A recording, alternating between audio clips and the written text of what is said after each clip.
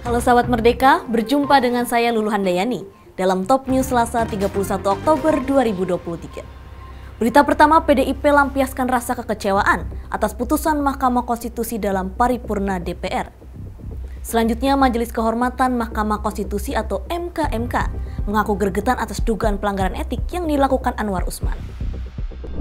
Fraksi PDIP mengungkapkan keresahannya atas putusan Mahkamah Konstitusi terkait aturan Capres-Cawapres dalam paripurna di DPR. Pada penyampaian aspirasinya, politikus PDIP Masinton Pasaribu bahkan enggan menyebut nama Gibran Rakabuming Raka selaku pasangan Prabowo Subianto.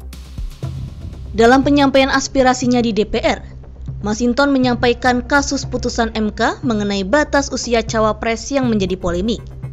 Pada penyampaian aspirasinya, Masinton bahkan enggan menyebutkan nama pasangan Prabowo Subianto yakni Gibran Rakabuming Raka.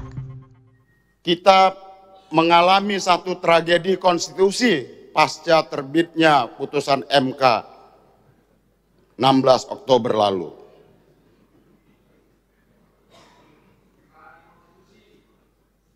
Ya, itu adalah tirani konstitusi.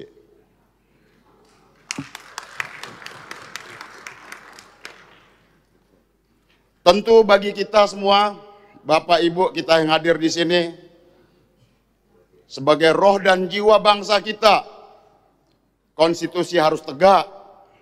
Dia tidak boleh dipermainkan atas nama pragmatisme politik sempit tersebut.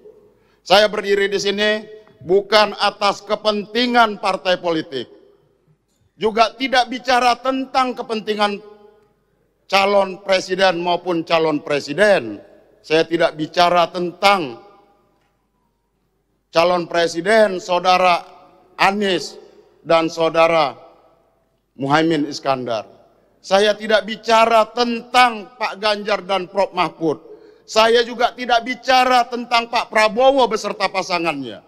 Tapi saya bicara tentang bagaimana kita menjaga mandat konstitusi, menjaga mandat reformasi dan demokrasi ini. Selain itu, Masinton juga bersuara lantang mengkritisi putusan MK mengenai syarat menjadi capres dan cawapres. Bagi Masinton, putusan tersebut merupakan tirani konstitusi. Berita selanjutnya, Majelis Kehormatan Mahkamah Konstitusi atau MKMK menggelar sidang dugaan pelanggaran kode etik Hakim Konstitusi pada Selasa pagi tadi. Ketua MKMK Jimli Asidiki menyebut total terdapat 18 laporan yang diterimanya. Jimli menghimbau masyarakat untuk tak lagi melaporkan dugaan pelanggaran etik para hakim konstitusi dalam putusan syarat capres dan cawapres. Sebab kata Jimli, laporan yang masuk memiliki substansi yang mirip dan bahkan sama. Maka dari itu, pihaknya meminta masyarakat untuk tak lagi mengajukan laporan baru.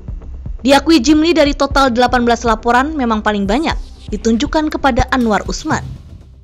Nah, itu kan harus kita cek. Jadi ada pelanggaran pegawai juga. Nah, itu yang akan kami periksa panitera dan timnya. Tapi tidak bisa terbuka seperti yang saudara minta. Nggak apa-apa itu, ya. Percayakan aja sama kami. Ya, oke?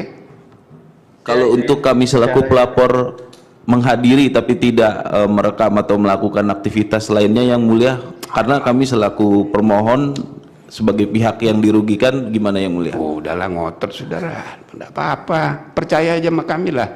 Kita ini udah sama sepakat ini kurang ajar ini, gitu, kita udah pada marah ini, ya kan. Cuma ya kita bagi yang pelapor dan pembuktian ini kita bikin terbuka, sedangkan untuk yang intern kita bikin tertutup.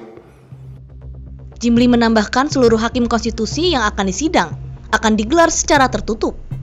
Jimli juga memastikan semua hakim akan dihadirkan dalam sidang dugaan pelanggaran kode etik. Demikian informasi kali ini bersama saya, Lulu Handayani. Simak berita lainnya hanya di merdeka.com.